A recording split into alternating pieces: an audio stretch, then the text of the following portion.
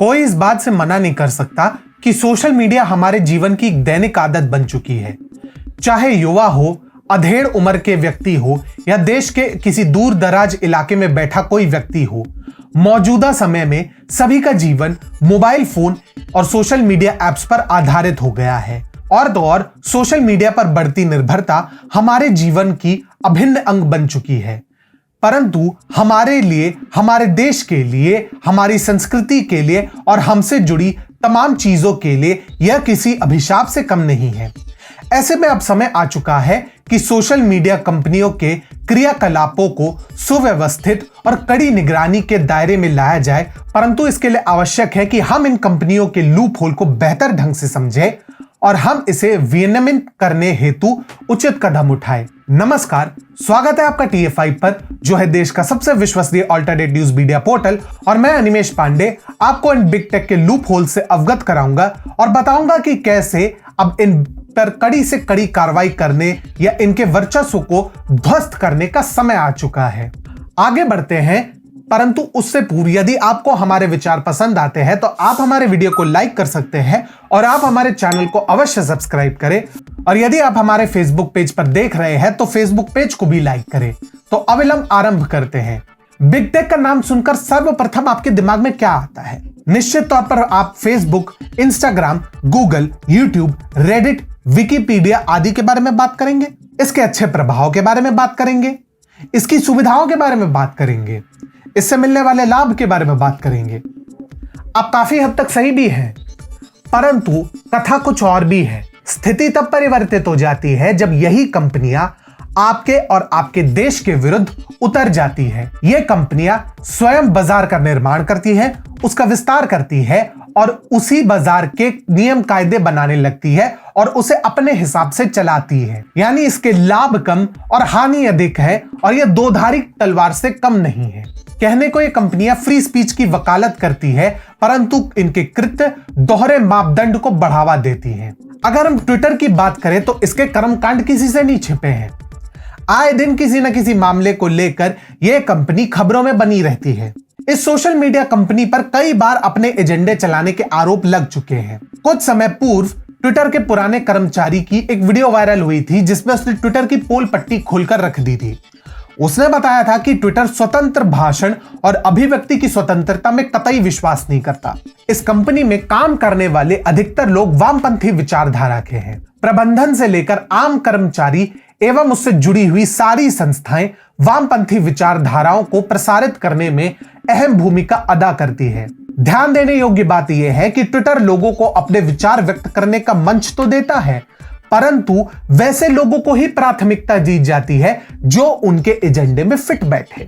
यानी वैसे यूजर्स और अकाउंट्स जो उनके एजेंडे में फिट नहीं बैठते, उस पर कंपनी या तो शैडो बैन लगा देती है या उनके अकाउंट को ही निलंबित कर दिया जाता है। ट्विटर का झुकाव पाश्चात्य लिबरलिज्म की ओर किस तरीके से है, यह किसी से छिपा नहीं है।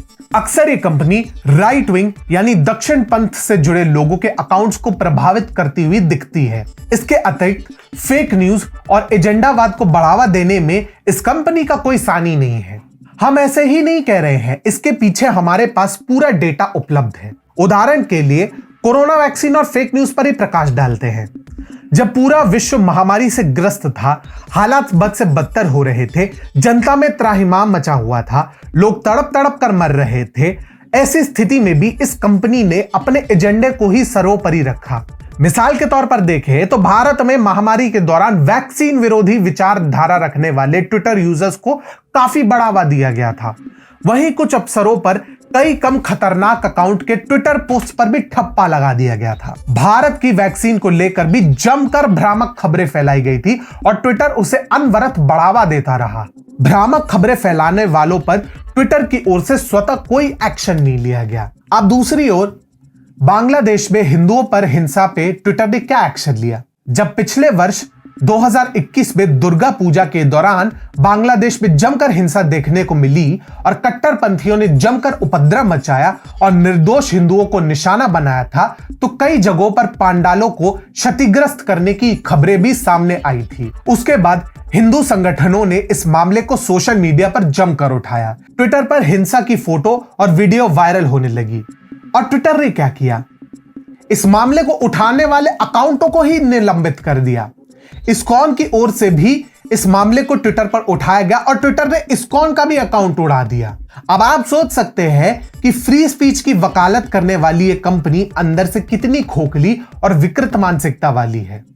इतना ही नहीं, कुछ माह पूर्व मां काली के विवादित पोस्टर को लेकर काफी बवाल मचा था, जिसको लेकर दिल्ली हाईकोर्ट में एक पिटीशन दायर की गई थी और कोर्ट ने ट्विटर से इस पोस्ट को हटाने का आदेश दिया था।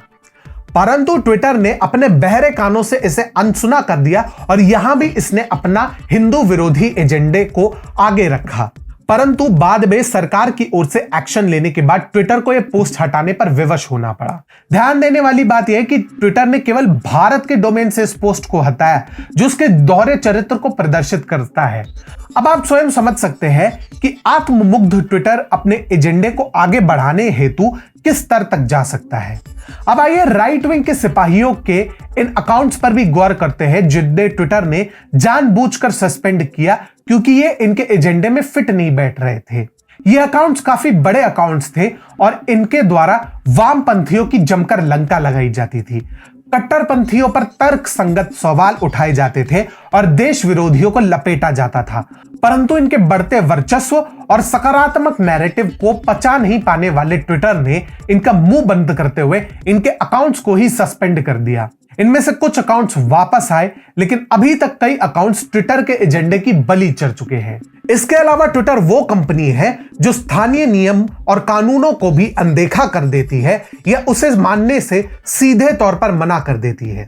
उदाहरण के लिए 2018 में जब हमारे ट्विटर अकाउंट tfipost.in का नाम rightlock.in हुआ करता था, तब ट्विटर ने अकारण हमारे अकाउंट पर 24 घंटे का प्रतिबंध लगा दिया था। यह तो हुई ट्विटर की बात।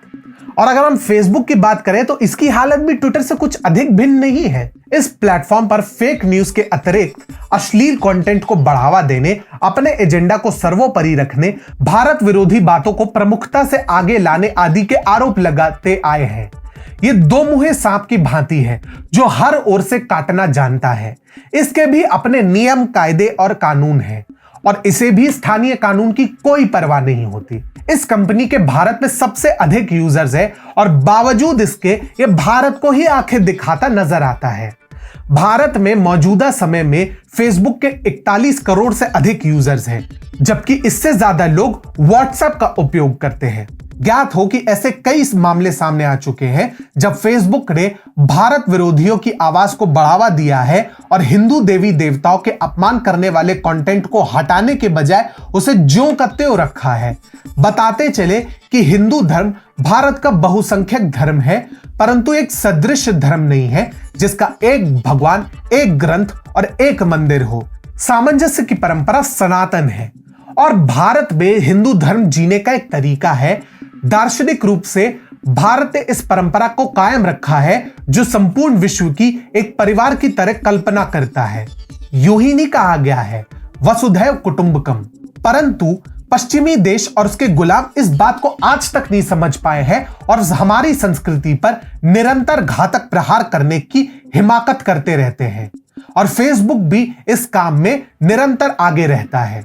ज्ञात हो कि नवंबर 2021 में जब डेटा लीक का मामला सामने आया था, तब केंद्र सरकार ने फेसबुक को तलब करते हुए उससे एल्गोरिदम और अन्य व्यवस्थाओं की पूरी जानकारी मांगी थी। आपको बता दें कि लीक हुए डेटा के जरिए यह खुलासा हुआ था कि फेसबुक में एल्गोरिदम इस तरह से डिजाइन होती है कि यूजर ज्यादा से ज्यादा समय प्लेटफॉर्म पर बिताए, फिर चाहे इसके लिए उसे दिखाए जाने वाले कंटेंट ज्यादा से ज्यादा खतरनाक, भड़काऊ और हिंसात्मक ही क्यों ना हो।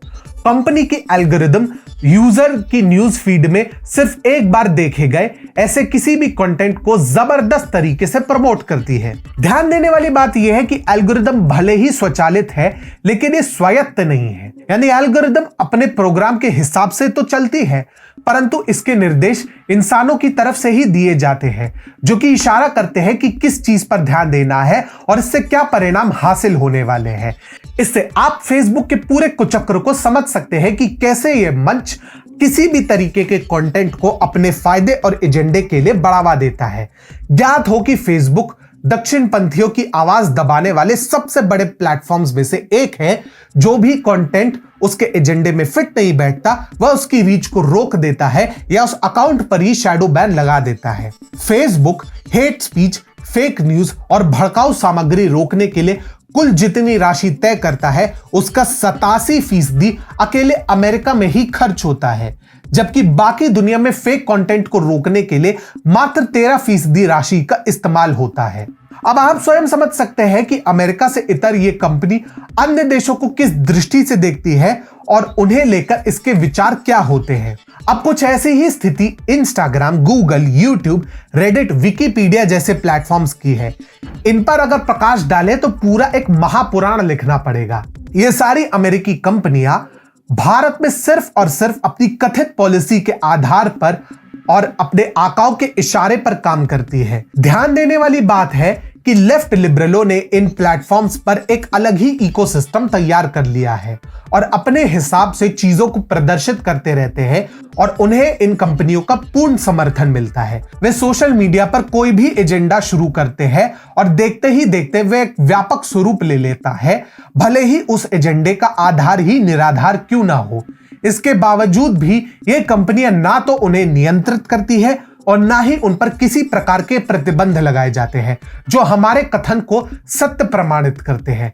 ऐसे में अब समय आ चुका है कि भारत सरकार सख्त से सख्त कानून बनाते हुए इनके परिचालन को नियम और कानून के दायरे में लाए और इन पर शिकंजा कसे, इनकी हेकड़ी निकाले और इनका संचालन अपने हिसाब से करे।